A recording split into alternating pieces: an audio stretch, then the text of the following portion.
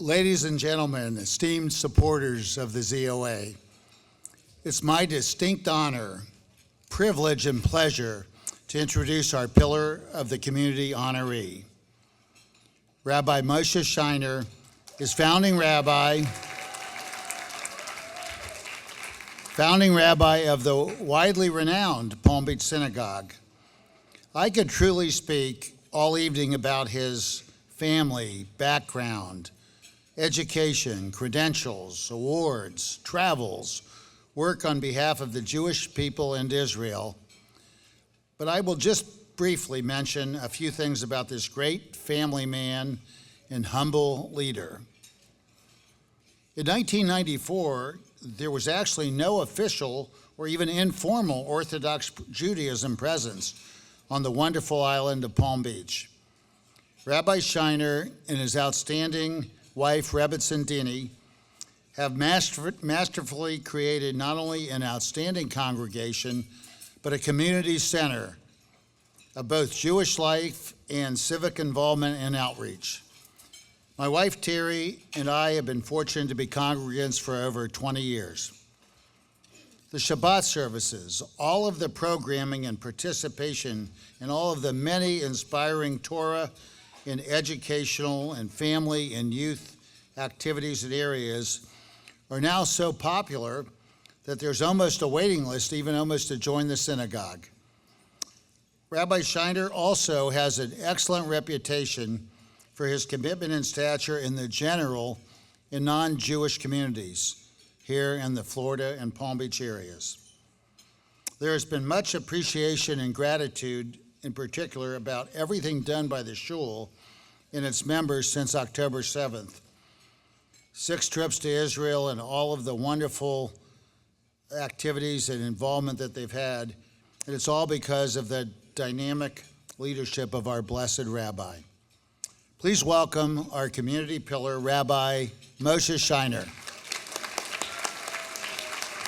There's a new resurgence of anti-Semitism, not just on Facebook posts or in social media, but violence. Holocaust survivor Elie Wiesel famously said, "Israel is the heart of the world, but every heart has a heart, and Jerusalem is the heart of the world."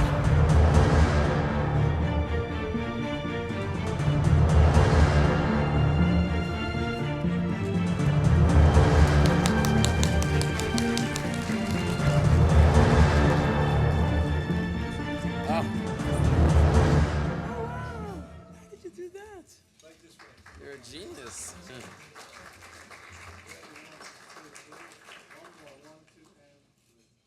Thank you very much. This is beautiful. Wow. Thank you. Good evening, ladies and gentlemen. First of all, thank you, Gary, for your kind words. It's truly humbling and an honor to be here with all of you tonight. And when Mort Klein calls, how could you say no to a man who puts his life on the line every day to strengthen the Jewish people and defend the land of Israel?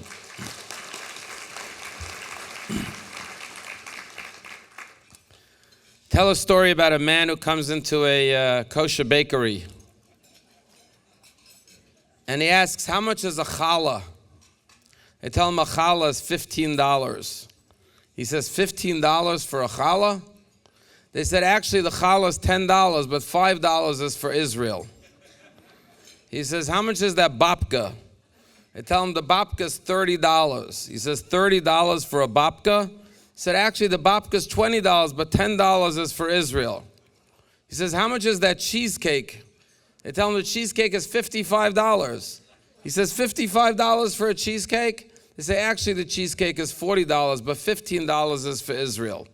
The customer says, this is ridiculous. I've never seen a bakery like this in my life. I want to speak to the owner of the bakery. And the lady behind the counter pushes open the swinging doors to the bakery and behind the counter and says, Israel, a customer wants to speak to you. The Jewish people love Israel. The Jewish people support Israel. But no one supports Israel and speaks out as loudly and as clearly as Mort Klein and the ZOA, and we are honored to be here tonight. I will just tell you that the first time I met Mort was in 1995 when he came to the Palm Beach Synagogue when we were still in the rooftop of the Palm Beach Hotel. And that was the days when the world was euphoric about this idea that Arafat was going to make peace with Israel if we only give them territory, and the Oslo Accords. And Mort spoke in our synagogue with such clarity and said this will bring nothing but tragedy upon the Jewish people. And when I heard his words, I heard a man speaking truth and standing up against the tidal wave of those who thought that this would be the solution, the two-state solution. And only now have many come around to see the truth in Mort's vision and understanding of the truth of the realities of the Middle East. Thank you, Mort, for being such a staunch supporter of Israel. Well, when I got the invitation, it said it's a superstar gala.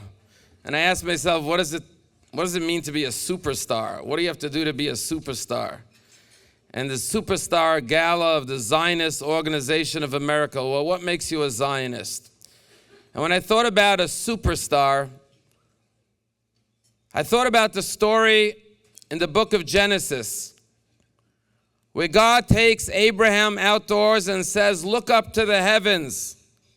Usifor hakochavim, count the stars, because your children will be superstars. They will be like the stars in the heaven. But then God goes on to tell Abraham, and your children will be like the sand on the seashores. Kechol asher al svat hayam. And the question is twofold. First of all, why does God have to give two analogies, like the stars in the heaven and the sand on the seashores? And furthermore, we know there are far more stars in the heavens, billions and trillions of stars, far more stars in the heaven than all the specks of sand on the seashores.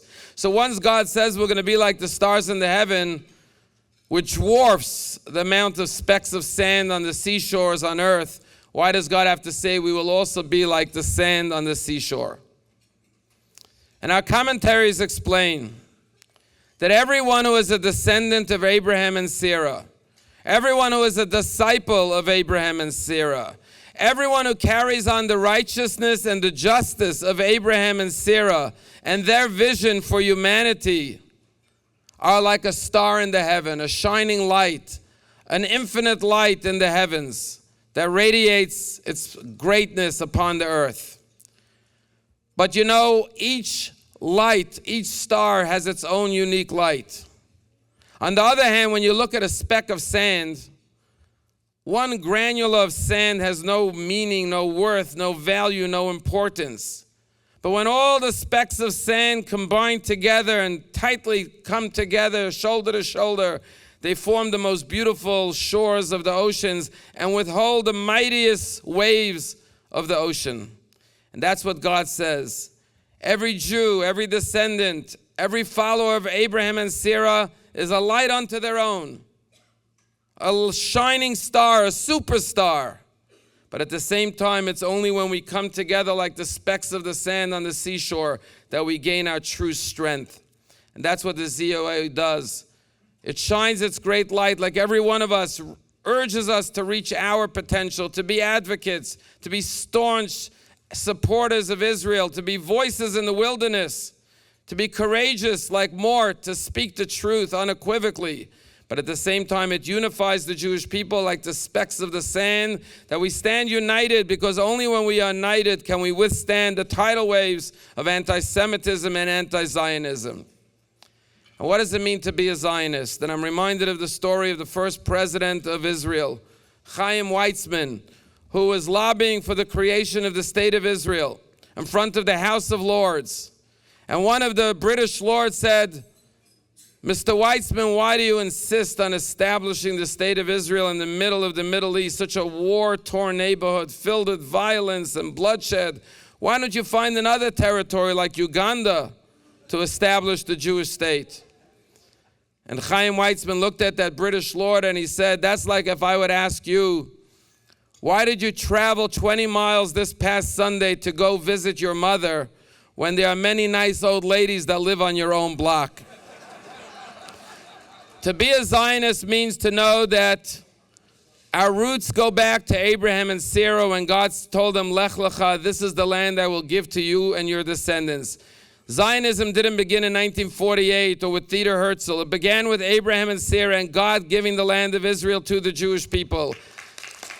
And to be a Zionist means that we stand up against those that call us occupiers, settlers, and colonizers. And we say, this is the land that God gave to the Jewish people, to our grandmother and grandfather, Abraham and Sarah.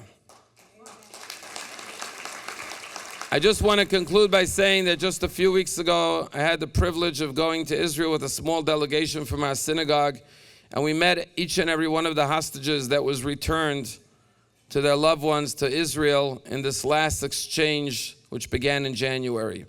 And the very first hostage we visited was a young girl who was abducted from Nachal Oz, from the Army Observation Post, on the 7th of October. Only 20 years old, Karina Aryav. And we sat with Karina in her little apartment with her mother, her father, and her sister. And she told us how on Passover of 2024, when she was in captivity in the tunnels of Gaza, she and her friends who were abducted with her from Nachal Oz conducted a Passover Seder in captivity in the presence of their captors. And they managed to make a Seder plate with whatever items they could find that resembled the Passover Seder. And whatever they remembered from their homes, from their Passover, they sang whichever songs they remembered. And she said the most moving moment of the Seder they conducted in the tunnels of Gaza, surrounded by terrorists, was when they sang the song, V'hi Sha'amda, that in every generation they rise up to destroy us, to kill us, but Almighty God saves us from their hands.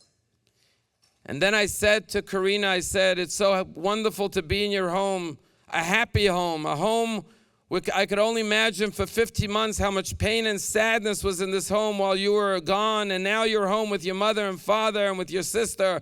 It's so wonderful to be in this joyous, happy home. And I'll never forget, Karina looked at me and said, this is not a happy home. Until every single one of the hostages come home, this home will not be a happy home. And so as we sit at our seders, let us hope in the next 2 weeks all of the hostages will come home. But let us remember that there are those who are physically in captivity, do not have the freedoms we have. And it's only by each and every one of us who are here tonight doing our utmost to speak the truth for Israel, for the hostages, for the Jewish people. Only that strength displayed by ZOA will bring them all home. May it be speedily and soon. Thank you.